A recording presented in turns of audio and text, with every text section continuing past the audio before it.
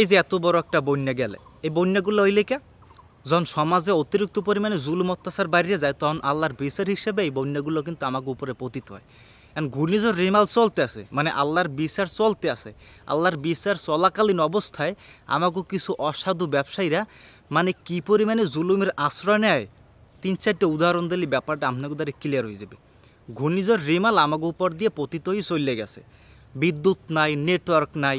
গ্রামে অনেক ফ্যামিলি আছে যাগো ফ্যামিলিতে মা বাবা অথবা ভাই বোন ছেলে মেয়েরা শহরে থেকে কাজবাজ করে লেখাপড়া করে অথবা প্রবাসে থাকে। তারা কোনোভাবে গ্রামে কতটুকু ক্ষয়ক্ষতি হয়েছে তার মা বাবা তার ভাই বোন বাচ্চা আছে কি আসে না এইটা জানে না, কারণ যোগাযোগ করতে পারতেছে না, নেটওয়ার্ক নাই, মোবাইলে চার্জ নেই অথবা বিদ্যুৎ নাই। আর এই সুযোগে ঝালকাঠিতে দেখলাম একটা মোবাইল ফোন 1 ঘন্টা চার্জে দিয়ে 50টা টাকা লই যায়। চিন্তা করছেন কত বড় একটা জুলুম। 1 ঘন্টায় যদি 50টা মোবাইল ওই লোকটা চার্জে দিতে পারে জেনারেটরে, তাহলে নগদে 1 ঘন্টায় 2500 টাকা ইনকাম করে, অথচ 1 ঘন্টায় আর 200 টাকার তেলও পড়ে না। তাহলে এইটা একটা জুলুম না? 1 ঘন্টা মোবাইল চার্জ দিয়ে 50টা টাকা লইছে। আরে ভাই ঝালকাঠি পর্যন্ত জামুকা, ঝালকাঠি রয়েছে সেই কোন মূল্যক অনেক দূরে। আমাকে রায়ন দেয় কালকে বিকেলে দেখলাম যে জেনারেটর চালু করে 1 ঘন্টা মোবাইল চার্জ দিয়ে 50টা টাকা রাখিয়ে দেয়। কী পরিমাণ জুলুম! অথচ আপনি নিজ উদ্যোগে 500 টাকার তেল পুরিয়া 1000 টাকায় একটা জেনারেটর ভাড়া করিয়া মানুষের ফ্রিতে মোবাইল চার্জে দিয়ে দেবেন, তখন দেখবেন যে আপনার উপরে চাপ সৃষ্টি হয়ে যাইতেছে যে তুই ফ্রিতে মোবাইল চার্জে দিয়ে দাও, আমাকে ব্যবসা লালবাতি চলে যাইতেছে। মানে সমাজটা এখন এইরকম পর্যায়ে চলে গেছে যে আপনি নিজ উদ্যোগে নিজের টাকা খরচ করে মানবতার সেবায় কাজ করবেন, আপনার উপরে চাপ চলে যাবে। অথচ এই যে অসাধু ব্যবসায়ীরা, অসাধু জেনারেটর ব্যবসায়ীরা যে 1 ঘন্টা মোবাইল চার্জে দিয়ে 50টা টাকা হারাইকে দেয়, আমাকে নেতা খাতার আয়া দেখে না, আমাকে প্রশাসন আয়া দেখে না।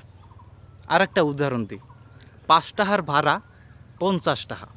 মানে এখন এই বন্যা, এই যে ঘূর্ণিঝড় রিমাল চলে গেছে, এই ঘূর্ণিঝড় রিমালে অনেক ইজি বাইকওয়ালারা, অনেক অটো ভ্যানওয়ালারা কিন্তু চালাইতে পারে না গাড়ি, রাস্তায় গাছ পড়ছে। হ্যাঁ এখন সুযোগ পাইছে, রাস্তা পরিষ্কার হয়েছে, একটু চার্জ আছে, এই চার্জের বাহাদুরি দিয়া 5 টাকার ভাড়া 50টা লই যাইতেছে।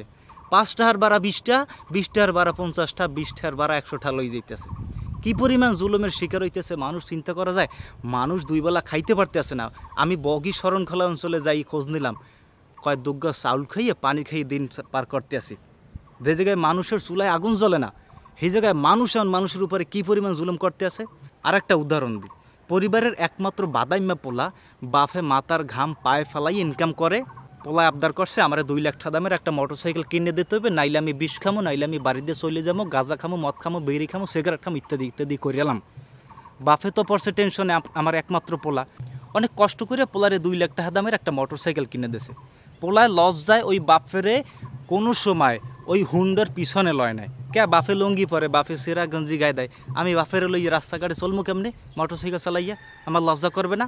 হেই পোলায় এখন এই ঘূর্ণিঝড় রেমালের সময় খ্যাপ মারে, ভাড়া মারে কেমন? যেই জায়গায় মোটরসাইকেলের ভাড়া 60 টাকা, ওই জায়গায় ওই পোলায় আর সুজুকি আছে আর আনোয়ার 5 আছে, ওই মোটরসাইকেলে ওই পোলায় 200 টাকার ভাড়া মারে, 60 টাকার ভাড়া। তার মানে কী পরিমাণ জুলুম করতেছে এই সমাজে, কী পরিমাণ জুলুম চলতে আছে আল্লাহর বিচার চলাকালীন অবস্থায়। তাহলে এই সমাজে মানে বন্যা আইবে কোন সমাজে? আমার একটু বুঝাইতে পারেন, বন্যা কি মঙ্গল গ্রহে আইবে? অথচ এই এত যে বন্যায় এই মানুষগুলো মরবে না, মরবে কারা? সব সাধারণ পাবলিকগুলো মরবে, এই জালিমরা মরবে না। এই যারা মানুষের বিপদ আপদ দেখিয়া সুযোগ লয়, ইনকামের ধান্দা করে, এই মানুষগুলো মরে না, মরে সবল যে সাধারণ মানুষ। এখনও সময় আছে, ভালোই যান, জুলুম কমাই দেন, অত্যাচার কমাই দেন, দেখবেন যে এই ধরনের বন্যা আমাকে উপরে আইবে না। নাইলে সামনে আরও বন্যা আইতেছে, আপনিও রেডি হন।